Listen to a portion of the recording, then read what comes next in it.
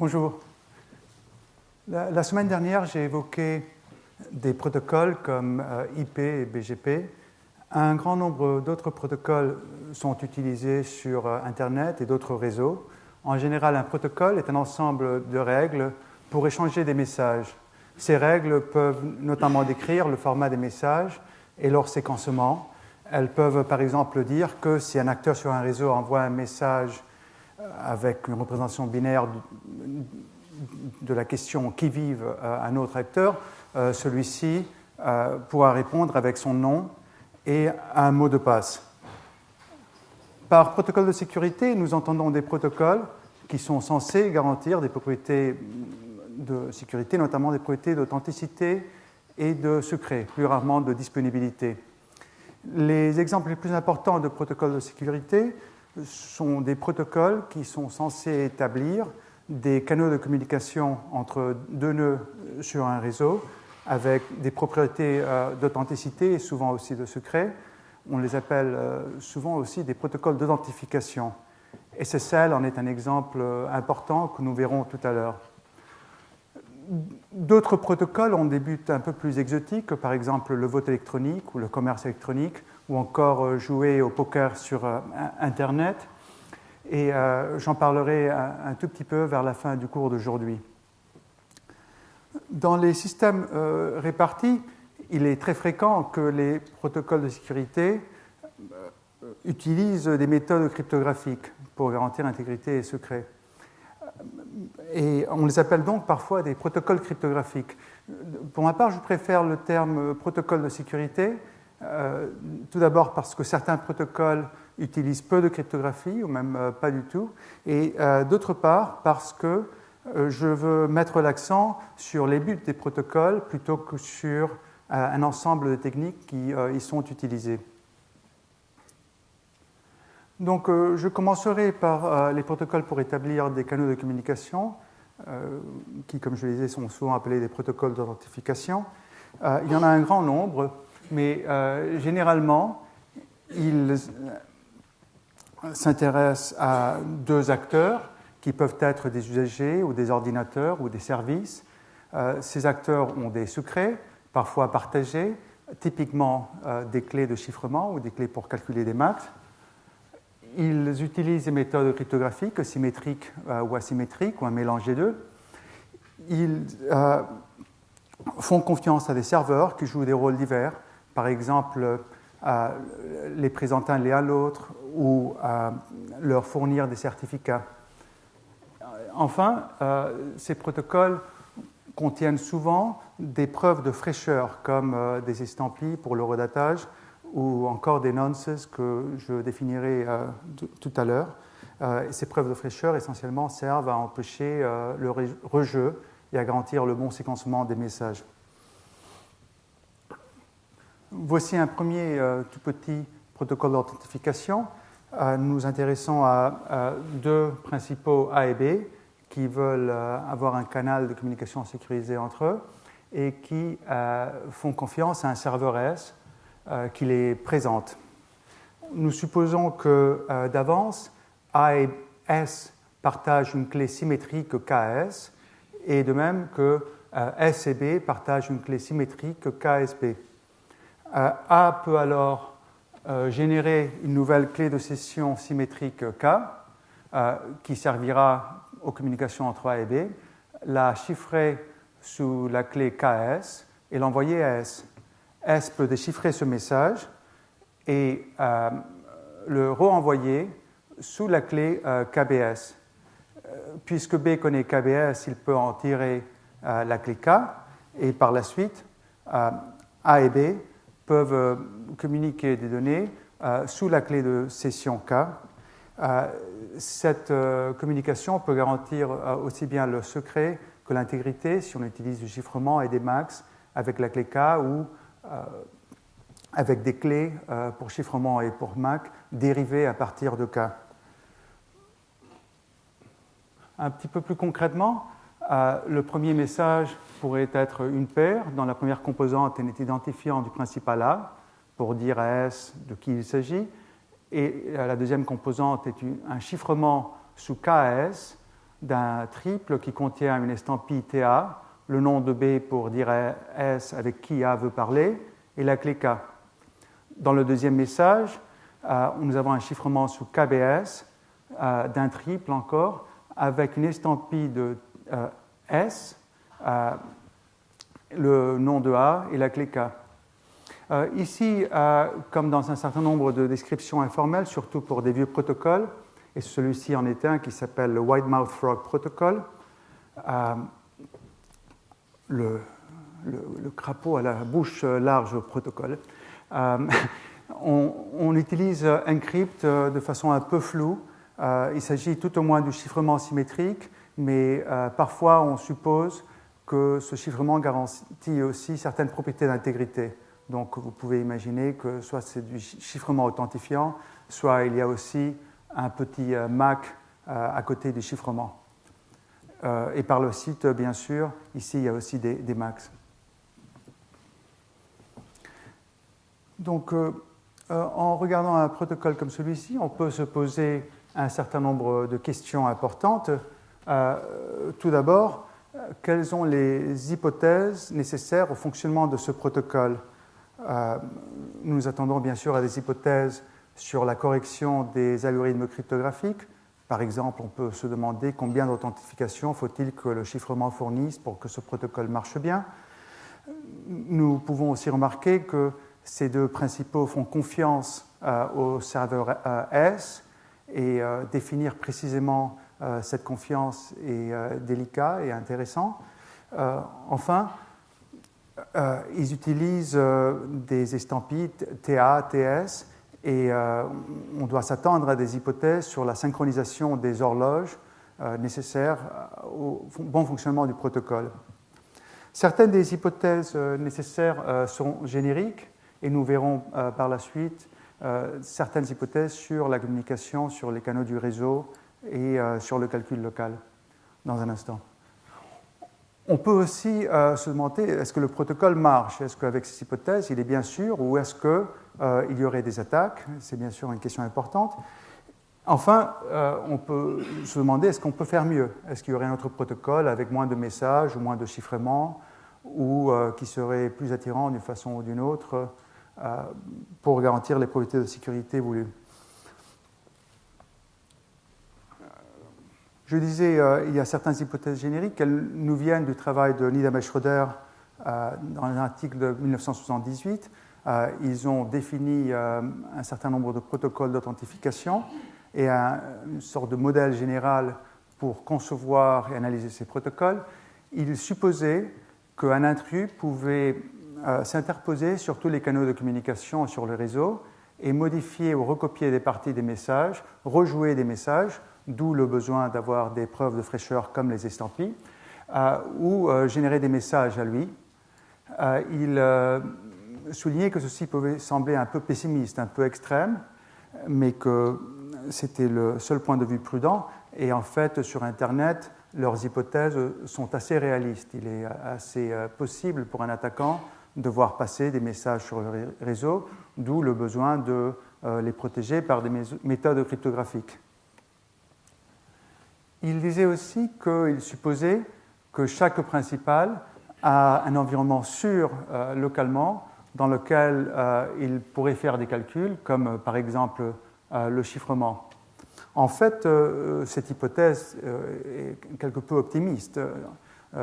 Comme nous le savons maintenant, les ordinateurs, même personnels, même privés, ont souvent des problèmes de sécurité et parfois on peut en tirer des clés ou perturber les mécanismes de chiffrement. Et par ailleurs, même les ordinateurs sûrs ne sont pas des monolithes sûrs, ils ont plusieurs composantes. Dans les applications Web 2.0, dans les mashups, nous avons souvent des bouts de contenu web, des iframes qui communiquent entre eux avec des protocoles qui ressemblent fort aux protocoles que nous utilisons aussi sur les réseaux, comme l'ont montré Bart Jackson et Mitchell dans leurs travaux sur la sécurité web. Donc on pourrait imaginer qu'une fois ces hypothèses énoncées, nous pourrions analyser le protocole de White-Mouth Frog en grand détail, puis prouver, on peut l'espérer, qu'il est correct, et déclarer que le problème de l'authentification est résolu. Or, pour des raisons diverses, on ne se contente pas d'avoir un seul protocole. On a souvent envie de développer d'autres protocoles avec des propriétés différentes. Par exemple, on peut vouloir des protocoles qui ont plus ou moins de messages. Le protocole de White-Mouth Frog en a très peu, donc il serait difficile dans ce cas-ci de faire mieux, mais il est facile de faire pire. Il y a des protocoles qui contiennent 7 messages dans le même but. On peut vouloir moins de chiffrement ou moins de confiance dans le serveur S, ou on peut vouloir des protocoles qui sont particulièrement bien adaptés à l'authentification des usagers humains. Les usagers humains sont un cas spécial dans ce sens qu'ils ne peuvent pas se souvenir de très longues clés cryptographiques. Ils peuvent tout au plus retenir des mots de passe, mais ils peuvent utiliser des tokens comme par exemple des cartes à puce qui peuvent leur être utiles pour l'authentification, et un certain nombre de protocoles spécifiques ont été développés pour permettre l'authentification d'usagers humains avec parfois des cartes à puce ou d'autres matériels. On peut aussi vouloir des protocoles qui permettent des communications asynchrones où tous les participants ne sont pas disponibles en ligne au même temps, et dans ce cas-là, il faut réduire les allers-retours entre les participants. On peut vouloir moins d'états dans le serveur. Dans le protocole de White-Mouth Frog, on supposait par exemple que le serveur avait une clé pour parler avec chaque autre acteur, KAS, KBS. Ça peut devenir assez considérable comme taille de tableau pour le serveur. On pourrait vouloir éliminer cette table. Dans White-Mouth Frog, on avait une propriété d'authentification mutuelle, c'est-à-dire que A savait qu'il parlait avec B et B savait qu'il parlait avec A. On peut parfois vouloir des protocoles moins symétriques, dans lesquels, par exemple, B saurait qu'il parle avec A, mais A ne saurait pas a priori avec qui il parle. C'est assez courant sur le web, où souvent on peut accéder à des sites HTTPS avec SSL en connaissant l'identité du serveur, alors que le serveur ne peut pas identifier le client au début du protocole. En allant plus loin, on pourrait parfois vouloir des formes d'anonymité. On pourrait vouloir permettre, par exemple, que A et B échangent des messages tels que un attaquant qui verrait passer les messages sur le réseau ne connaîtrait pas l'identité des principaux qui s'identifient. Dans le protocole de White-Mouth Frog, dans le premier message, il y avait un identifiant de A en clair qui permettrait à un attaquant qui verrait passer le message de savoir que A est présent. On pourrait vouloir cacher de tels identifiants, peut-être avec un peu plus de chiffrement, ce qui, bien sûr, a un certain coût. Donc, pour ces raisons et bien d'autres, il y a un grand nombre de protocoles qui sont développés pour des réseaux divers et dans des buts divers. Je vais en montrer quelques-uns. Le suivant est une toute petite variante de White-Mouth Frog où je n'utilise pas des estampilles, ce qui peut être attirant dans le cas où on ne peut pas supposer que les participants ont des horloges synchronisées, mais j'utilise plutôt des nonces. Ici, A commence en disant bonjour à B. B répond avec une valeur n, que l'on appelle un nonce. C'est une quantité qui est générée dans le seul but d'être fraîche. Typiquement, c'est une quantité aléatoire que B viendrait de générer. Il peut, dans certaines applications, s'agir d'un numéro de séquence chiffré ou juste d'un numéro de séquence, parfois même d'une estampille. Mais supposons ici qu'il s'agit d'une quantité aléatoire inventée par B pour cet échange. A ensuite envoie son message à S avec N à la place de l'estampille TA. S envoie le message correspondant à B. Quand B reçoit ce message et le déchiffre, il y retrouve la valeur N. B peut alors raisonner que ce message a été généré après le message numéro 2, puisque N n'a été créé qu'à ce moment-là. B peut donc conclure que ce dernier message est vrai et qu'il fait vraiment partie de la session qui est en cours avec A. Ensuite, A et B peuvent échanger des données en utilisant la clé de session K comme d'habitude. Dans un troisième protocole, je vais plutôt utiliser de la cryptographie asymétrique avec du chiffrement à clé publique. Ici, nous avons à nouveau A et B qui veulent communiquer et un serveur S. A contacte S tout d'abord en s'identifiant et en identifiant le principal avec lequel A veut communiquer. S lui fournit des certificats de clé publique pour A et B, comme ceux que j'ai décrits la dernière fois. Ce sont des assertions signées par S qui associent les identifiants A et B avec des clés publiques correspondantes et avec typiquement d'autres champs, par exemple des limites sur la validité des certificats. A envoie ces certificats, que je vais omettre par la suite, et une nouvelle clé de session K, une clé symétrique, signée avec la clé secrète de A et chiffrée sous la clé publique de B. La signature garantit l'authenticité, le chiffrement garantit que seul B peut obtenir la clé K à partir de ces messages. Ce protocole est un exemple typique d'un protocole hybride où on commence avec l'utilisation de la cryptographie asymétrique, qui est relativement coûteuse, et ensuite on établit une clé partagée symétrique, K, avec laquelle on peut faire de la cryptographie symétrique, donc à clé partagée, qui est nettement plus efficace. Et par la suite, K peut bien sûr être utilisé pour faire du chiffrement et des MAC symétriques. Plus en détail, ce protocole est un protocole classique, ça s'appelle le protocole de Denning et Sacco. En 1982, Denning et Sacco ont publié un article qui critiquait certains des protocoles de Niemeyer et Schroeder, qui montraient qu'ils avaient certaines faiblesses, certaines limitations, et qui proposaient de remplacer l'utilisation des nonces, qui étaient fréquents dans les protocoles de Niemeyer et Schroeder, par des estampilles, comme T dans cette variante du protocole. Dans leur protocole à clé publique, le message de A vers B qui portait la clé partagée K contenait une signature avec la clé secrète de A d'une d'une clé partagée et d'une estampille, le tout chiffré sous la clé publique de B. Et Denning et Sacco raisonnaient que ce protocole garantissait la fraîcheur du message grâce à l'estampille, que B pouvait être convaincu que cette clé partagée K venait bien de A puisqu'elle était signée par A, et que seul B pouvait tirer la clé puisqu'elle était chiffrée pour B.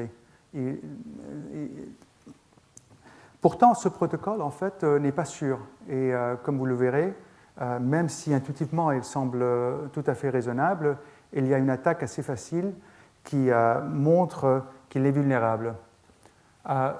Supposons que C est un attaquant, mais pourtant un principal qui participe au système, on ne peut pas supposer que tous les principaux sont bienveillants, et que A, pour une raison ou une autre, voudrait parler avec C. Peut-être que C a envoyé un message de spam à A et que A clique sur un lien et puis se connecte sur C. Peut-être que C a annoncé qu'il a des photos très intéressantes gratuites que A pourrait consulter. Enfin, pour une raison ou une autre, A veut parler avec C. Donc A démarre avec ce protocole de Denning-Sacco et envoie les identifiants A et C à S. S rend les certificats. Et A envoie un message de la forme prévue par le protocole, chiffré sous la clé publique de C, avec une signature avec la clé secrète de A, d'une nouvelle clé partagée K. C connaît l'inverse de cette clé publique, il peut donc déchiffrer ce message et en tirer la composante signée du message. C peut aussi commencer à établir une session avec B en demandant un certificat à S pour A et B, non pas pour C et B, puisqu'il veut se faire passer par A. C peut ensuite chiffrer sous la clé publique de B cette signature qu'il a tirée du message qui vient de A. En recevant ce message, B, en principe, ne se percevra de rien. Il pensera que c'est un message qui lui est destiné, puisqu'il est chiffré sous sa clé publique, et il pensera que ça vient de A, puisqu'il est authentifié avec la clé de signature de A. Mais bien sûr, C connaît la clé partagée K. Donc, si B reçoit par la suite des données chiffrées et marquées avec la clé partagée K et qu'il pense qu'elles viennent de A, B se trompe peut-être, elles viennent peut-être de C. C'est donc une attaque assez sérieuse sur la correction du protocole. En somme, C connaît la clé K, mais B croit que la clé est partagée avec A. Comment pouvons-nous réparer le protocole ? Le problème de base ici, c'est que cette signature qui pour A veut dire que K est une bonne clé entre A et C est interprétée différemment dans le contexte de B. C'est-à-dire que la signification intuitive de cette signature n'est pas respectée. Et la raison pour laquelle ceci est possible, c'est que la signature est un peu ambiguë, qu'elle ne contient pas explicitement l'identité de A et de C dans ce cas-ci. Ceci suggère tout de suite une façon d'éviter l'attaque, c'est de rendre le message plus explicite. Quand A veut établir une connexion avec B, A affirme que K est une bonne clé pour A et B à l'instant T. Si A établit une connexion avec C plutôt qu'avec B, ici nous trouverons que K est une bonne clé pour A et C. Si C par la suite essaye de faire passer cette signature vers B, B verra les noms A et C plutôt que les noms A et B et s'apercevra qu'une attaque est en cours. Plus généralement, si un message a une signification et qu'il est signé, il est prudent que le message inclue explicitement tous les champs qui sont pertinents pour la signification du message. Par exemple, tous les identifiants des principaux dont le message parle. Si l'identité d'un principal est importante pour la signification d'un message, il faut bien que ce principal soit nommé explicitement dans le message, non pas implicitement dans un contexte, puisque le contexte peut être manipulé par l'attaquant. Le protocole de Nix-Echo se sert bien de chiffrement et de signature, mais à elle seule, ces deux fonctions cryptographiques ne suffisent pas à garantir la sécurité. Le chiffrement et les signatures ne sont pas synonymes de sécurité. Il faut aussi que le protocole soit bien bâti autour de ces primitives.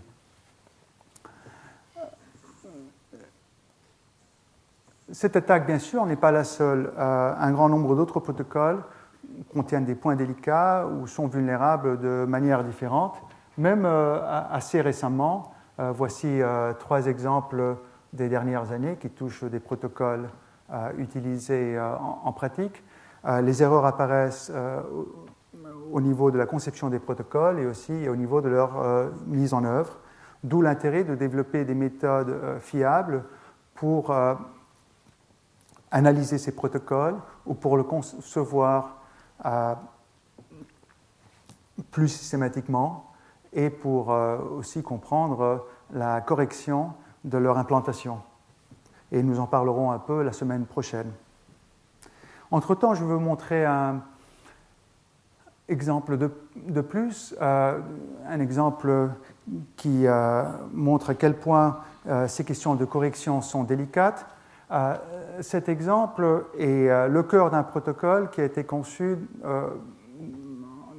dans le processus de développement de IPsec, le système de communication IP sécurisé. Il provient d'un article de CrowdStrike, mais des protocoles similaires ont été utilisés aussi dans d'autres systèmes.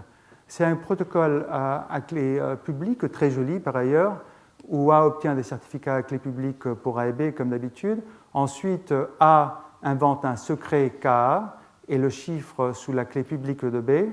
B invente un secret KB et le chiffre sous la clé publique de A. B peut obtenir KA par déchiffrement, A peut obtenir KB par déchiffrement. Ils peuvent ensuite calculer le OU exclusif de ces deux secrets et en tirer une clé K qui sera une clé partagée pour A et B. Et on peut supposer que seul A et B peuvent calculer cette clé K à cause des deux chiffrements. Et donc ce serait apparemment une bonne clé partagée. On peut pourtant se demander est-ce que ça marche vraiment, qu'est-ce que ça veut dire que ce protocole marche. Dans son article, Krautschwijk développe une analyse informelle du protocole et conclut que si A obéit le protocole, alors elle peut être sûre que la clé partagée n'est connue de personne sauf tout au plus B, mais A n'est pas sûr que B connaisse la clé. Le message peut être perdu, enfin. Et de même pour B. Bon, est-ce que c'est bien vrai? Comme vous en doutez, sans doute ce ne l'est pas. Et une attaque, enfin une sorte d'attaque est possible. Est-ce que c'est vraiment une attaque? La voici. À nouveau, nous avons un attaquant C. A lui envoie un secret KA. C rechiffre ce secret sous la clé publique de B, PKB. Et B répond avec un message chiffré sous la clé publique de A. C ne peut pas déchiffrer ce message puisqu'il ne connaît pas la clé secrète de A priori, mais il peut le transmettre à A littéralement. Ensuite, A et B, mais non pas C, sont en mesure de calculer K avec un nœud exclusif. A pourrait croire que K est partagé avec C, même si C ne peut pas calculer K. B, par contre, sait que K est partagé avec A. Donc, ce n'est pas tout à fait ce que Krautschwijk avait en tête. Eh bien, mais est-ce grave? Supposons par exemple que A est en train d'organiser un concours qui décernera un prix au principal qui inventera le plus beau message. Si A reçoit un message chiffré sous la clé K, A pourrait croire que ce message vient de C et attribuerait le mérite du message à C et C gagnerait le prix. Donc, visiblement, pour une telle application, ce protocole n'est pas sûr. Par contre, supposons que A est un serveur de fichiers et que quand A reçoit un message qui dit « s'il vous plaît, effacez tous les fichiers du principal C », A voudrait pouvoir attribuer la responsabilité de ce message à C. Dans ce cas-là, en fait, le protocole marche parfaitement pour attribuer la responsabilité à C. Il ne pose pas de problème puisque le protocole fait des choses bizarres que si C se comporte mal. Il est donc responsable. En outre, si A envoie des données confidentielles à C chiffrées sous K, il se pourrait que B obtienne ces données confidentielles, alors que A ne s'y attend pas. Mais de toute façon, si C est un attaquant, il pourrait s'amuser à partager ces données confidentielles avec B. Donc le protocole ne fait pas de mal de ce point de vue-là. En somme, cette notion d'authentification que j'ai introduite assez informellement jusqu'à présent a plusieurs composantes. Parfois, dans les systèmes de contrôle d'accès, comme pour les systèmes de fichiers, il est important que l'authentification soit liée à une notion de responsabilité. On dit qu'un message, c'est authentiquement d'un principal B ou d'un principal C, si on peut tenir B ou C responsable pour ces messages. Dans certaines applications, on attribue aussi le mérite des messages aux principaux, notamment quand ces messages contiennent des capacités que nous avons présenté plus tôt dans le cours. Ces applications sont un peu plus rares. De manière générale, je pense que la responsabilité est essentielle puisqu'elle est à la base des contrôles d'accès. Par ailleurs, elle est compatible avec des notions de délégation. Si C dit que B parle pour B, avec la notion de parle pour, de speaks for, que nous avons étudié plus tôt dans le cours, alors B parle bien pour C. Quant à l'attribution de mérite, de crédit, à mon avis, c'est un peu plus optionnel et elle peut être laissée pour des protocoles de plus haut niveau qui tourneraient par-dessus les canaux sécurisés. Mais tant qu'à faire, si on établit des canaux, il est prudent d'inclure autant d'identifiants de principaux que possible pour que ces protocoles, pour les protocoles, soient suffisants non seulement à établir la responsabilité, mais aussi le mérite, et ça donne des protocoles qui sont un peu plus robustes. Donc je vous laisse en exercice de réfléchir à des variantes de ce protocole qui auraient des propriétés plus fortes.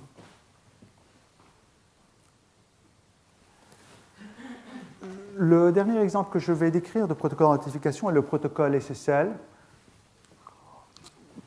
protocole qui a été développé à partir de la moitié des années 90 au départ par Netscape, qui a un certain nombre de versions et de variantes. SSL tourne sur TCP et IP sur Internet et vise à fournir des canaux sécurisés de communication entre deux nœuds d'un réseau, typiquement, mais pas seulement, un client et un serveur web.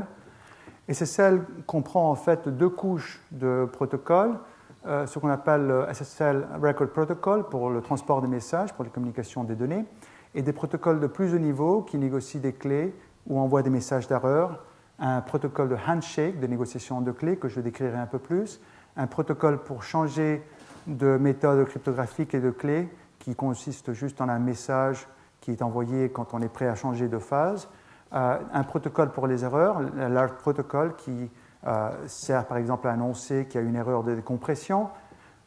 Sur le record protocole, nous pouvons aussi avoir d'autres protocoles qui tournent, comme des variantes sécurisées de HTTP, HTTPS, qui est utilisé si fréquemment.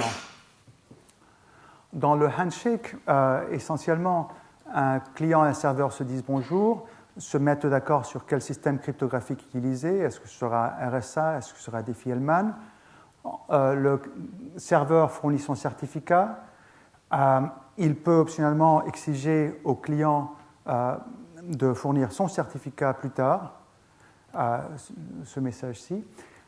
Le client va inventer un nouveau secret, va le chiffrer sous la clé publique de serveur. Si le client est authentifié, il va aussi signer un message qui est une fonction de ce nouveau secret.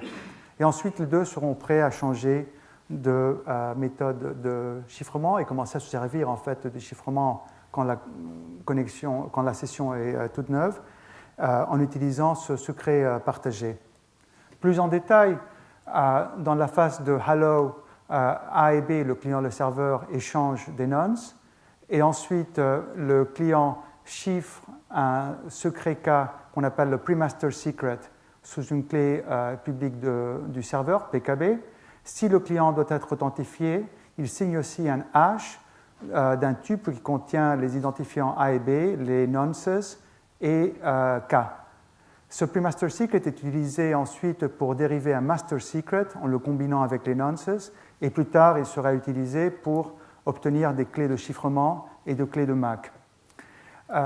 Anecdotiquement, dans les premières versions de SSL et même dans des versions préliminaires de la version 3 de SSL qui est la dernière, on avait oublié, peut-on dire, d'inclure certains de ces champs, ce qui permettait exactement le même type d'attaque que je vous ai montré sur le protocole de Denning et Sacco, une attaque qui est très fréquente et qui affectait aussi ce protocole. Et je vous laisse encore un exercice de réfléchir à cette attaque dans le cas où ces champs sont omis. Eh bien, donc une fois que le client et le serveur partagent un pre-master secret, ils peuvent calculer un master secret, ils ont une session, ils ont une sorte d'association qui est définie par ce secret, par un choix de méthode de chiffrement et par d'autres paramètres. Dans une session, ils peuvent ensuite établir des connexions chaque connexion servant à transmettre séquentiellement des données, par exemple le contenu d'une page web. Et pour chaque connexion, ils ont des clés pour calculer les maps dans les deux directions. Ils ont aussi des clés pour chiffrer dans les deux directions et des vecteurs d'initialisation pour le chiffrement et des numéros de séquence pour imposer un ordre sur les messages. En utilisant ces clés, le Record Protocol gère chaque message de la manière suivante. Il casse les données des applications en fragments d'une taille maximale fixe. Ensuite, il comprime chacun des fragments. Il y ajoute un MAC. Le chiffrement se fait par-dessus le MAC. Et enfin, on ajoute un en-tête au message qui est par la suite transmis sur TCP/IP. Eh bien, où en sommes-nous ? Comme je le disais, SSL a un certain nombre de variantes. Il a mené notamment au protocole TLS, qui est un standard AETF, qui inclut un certain nombre d'améliorations. Il est utilisé très largement, mais typiquement, même si le protocole le permet, sans l'authentification des clients. Typiquement, les clients sur le web, j'aurais peut-être dû insister sur ce point la dernière fois, n'ont pas de certificat. Et ils se servent d'autres techniques pour prouver l'identité, comme par exemple des mots de passe. En outre, les usagers doivent vérifier eux-mêmes à la main, typiquement, les certificats des serveurs. Si on reçoit un message de phishing qui nous mène à un site web qui ressemble au site web de notre banque, ce site web pourrait nous présenter un certificat. Il est très important, bien sûr, de regarder et vérifier que ce certificat contient bien le nom de notre banque plutôt que mafia.com. Donc en pratique, même si le protocole SSL et sa variante TLS fournissent une forme forte d'authentification mutuelle, l'authentification mutuelle reste un but assez lointain, je pense, en pratique, malheureusement. SSL a aussi été analysé un certain nombre de fois, parfois avec des méthodes informelles, parfois plus formellement avec des outils automatiques dans certains cas. Ces analyses ont mené à la découverte d'un certain nombre de vulnérabilités. Même assez récemment, on a trouvé des erreurs dans la renégociation de SSL. Dans SSL, une fois qu'on a établi une session, on peut avoir d'autres handshakes qui changent les paramètres de sécurité. On peut aller par exemple de mode anonyme à des modes authentifiés, ce qui est très bien parce que ça permet de cacher les messages du mode authentifié à l'intérieur de connexions chiffrées dans le mode anonyme. Mais dans certaines mises en œuvre, il y avait des erreurs sur la gestion de cette renégociation et des propriétés qu'elle impliquait qui ont été réparées assez récemment. En somme, la correction du protocole semble probable, mais il serait quand même rassurant d'avoir une analyse complète de l'implantation concrète du protocole à partir d'hypothèses cryptographiques solides. Ceci reste un problème ouvert, à mon avis, tout à fait intéressant. Nous avons d'autres préoccupations au sujet de SSL. Tout d'abord, il n'est pas utilisé partout parce que certains services craignent qu'il soit trop coûteux en termes de temps de calcul. Il a sans doute un effet sur les possibilités de partager des données par des caches. Si on utilise SSL, les données pour chaque client sont séparées et sont chiffrées séparément, et donc on ne peut pas utiliser des données gardées à partir des communications avec un client dans un cache pour ensuite les donner à un autre. SSL complique aussi ce qu'on appelle virtual hosting, où dans un même serveur, on gère plusieurs services avec plusieurs identités différentes. Et enfin, je veux souligner que SSL protège les données au repos, mais, pardon, au contraire, que SSL protège les données sur le réseau, mais ne les protège pas au repos. si on se connecte sur un site web d'une banque, SSL peut protéger les échanges avec la banque, mais ne protège nullement la base de données de la banque, qui doit être protégée par d'autres mécanismes, peut-être par d'autres techniques à base de chiffrement. Et cela me mène à parler d'un roman, La carte et le territoire, que j'ai bien aimé, mais ce n'est pas un ouvrage qui est très fort du point de vue technique, enfin c'est un ouvrage littéraire bien entendu, et il est question d'un écrivain qui avait chiffré tous ses travaux sur son disque dur en utilisant une technique qui s'appelle SSL Double Layer, avec 128 clés, c'est sans doute très fort. Or, SSL Double Layer n'existe pas, on n'existe pas encore.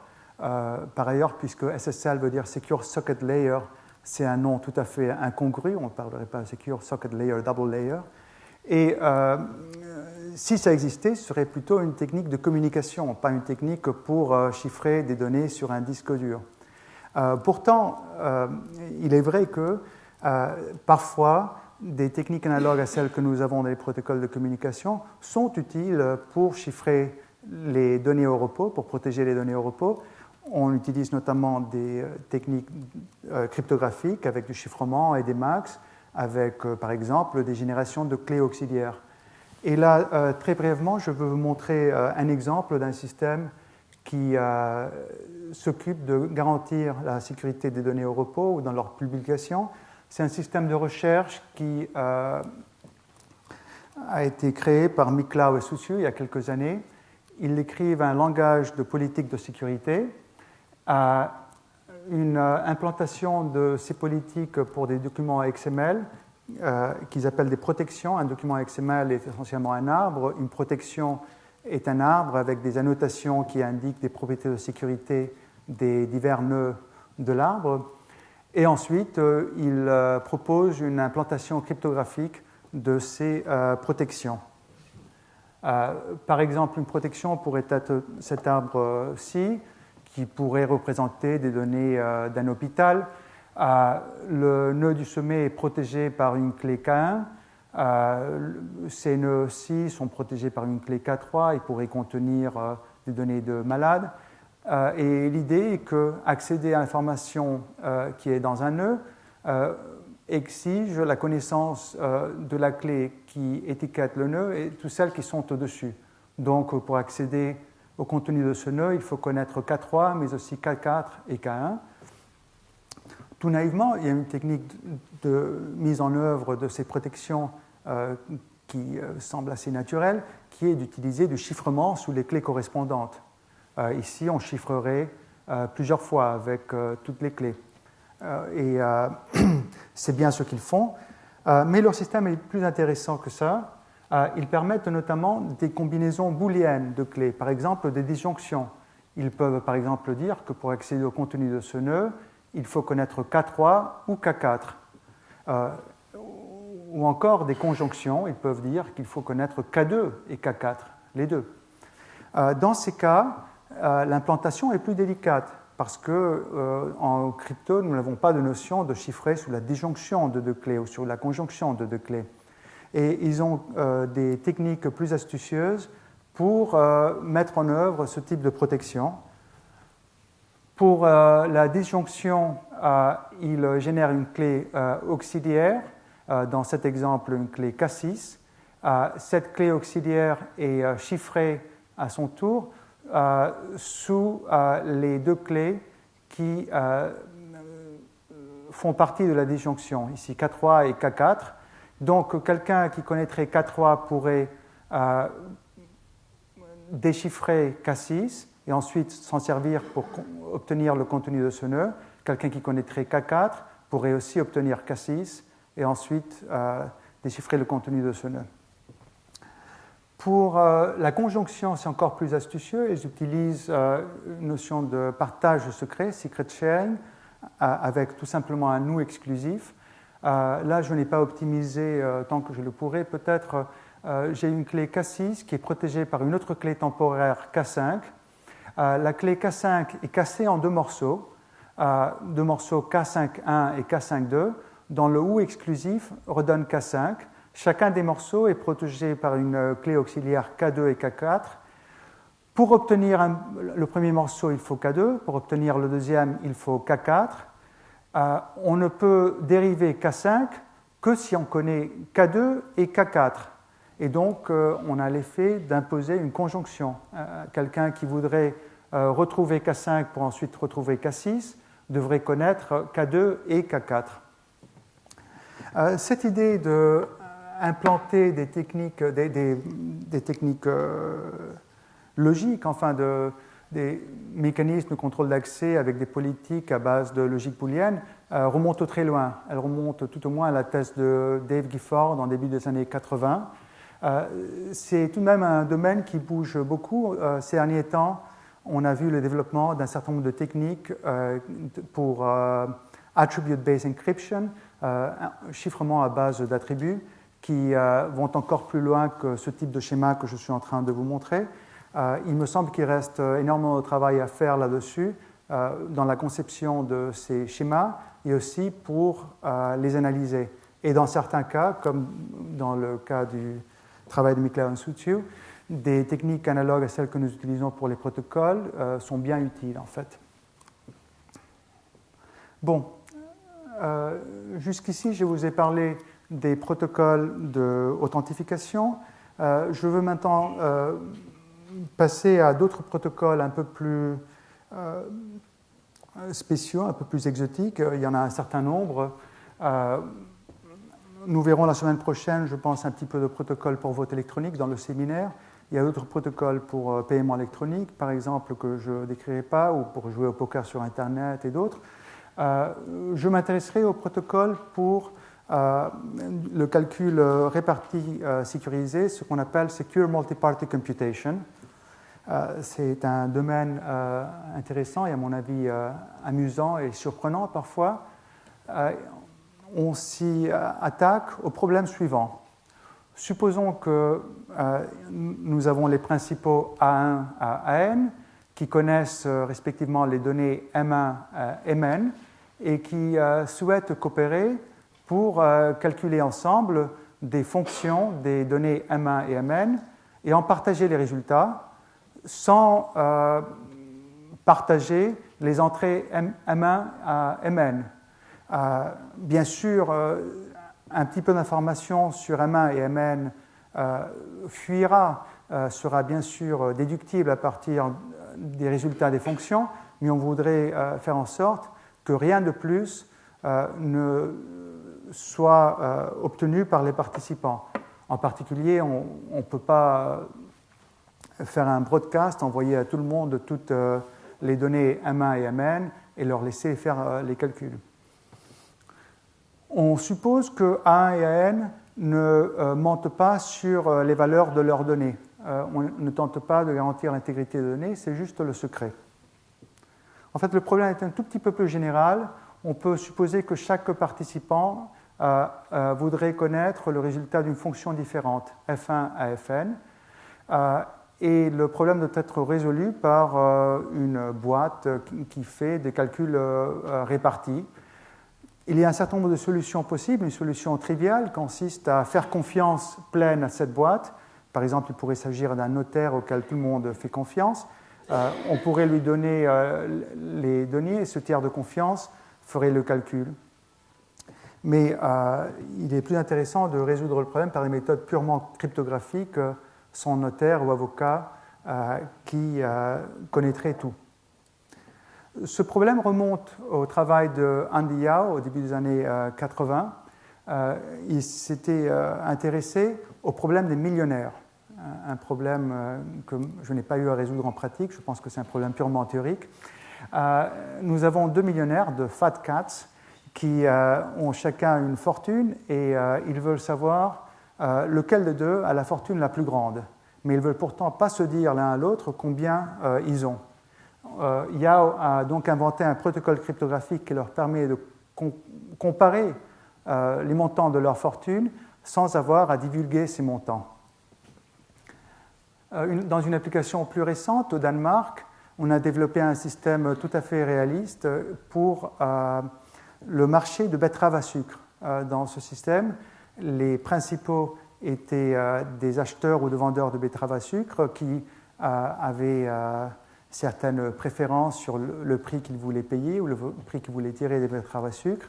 Et ils voulaient utiliser des protocoles pour établir le prix auquel se feraient les marchés.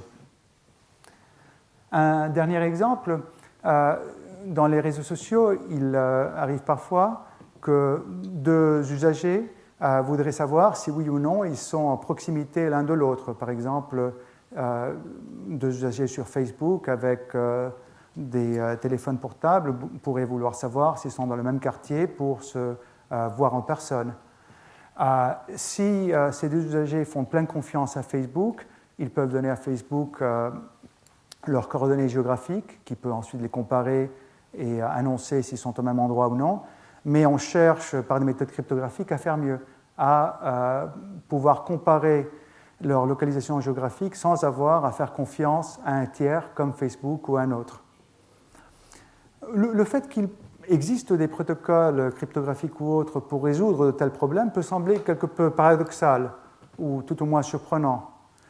Comment pourrions-nous comparer deux valeurs sans les révéler?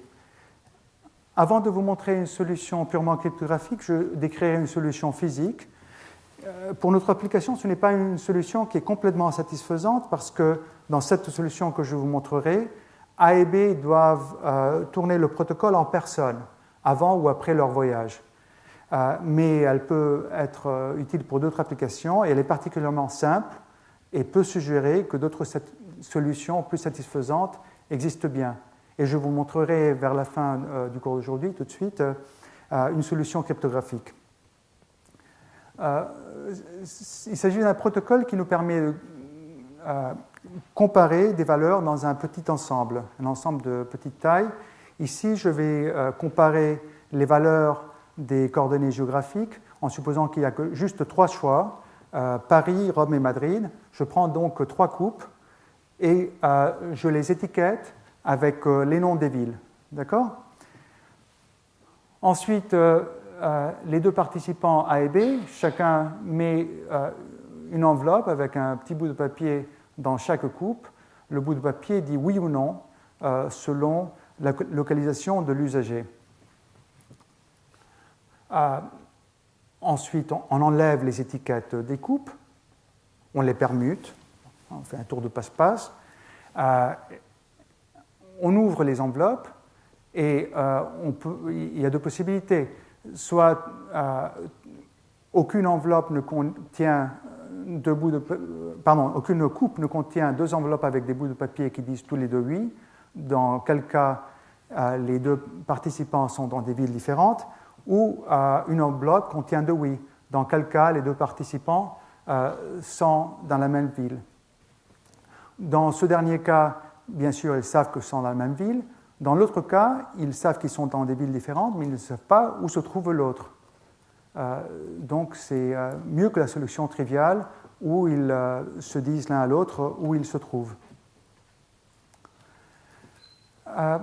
Quant à un protocole cryptographique, j'espère que vous vous souvenez du protocole Diffie-Hellman que je vous ai présenté il y a 2 semaines. Ce sera la base du protocole cryptographique pour comparer 2 valeurs que je vous montrerai. Dans Diffie-Hellman, on travaille modulo à un nombre premier P. A invente une clé secrète X et publie une clé publique J à la puissance X. B invente une clé secrète Y et publie J à la puissance Y. Ensuite, pour comparer leur localisation, que j'appellerai petit a et petit b, A et B procèdent de la manière suivante. A invente une valeur R aléatoire et publie une paire, G à la puissance R et G à la puissance X fois A plus R. On peut voir ça comme une sorte de chiffrement de petit a. B reçoit cette paire, B se trouve à la localisation B, B invente S et T et publie une paire lui aussi. La première composante, c'est G à la puissance RS qu'il peut calculer à partir de G à la puissance R et S, et fois G à la puissance T qu'il peut calculer tout seul, puisqu'il connaît G et qu'il a inventé.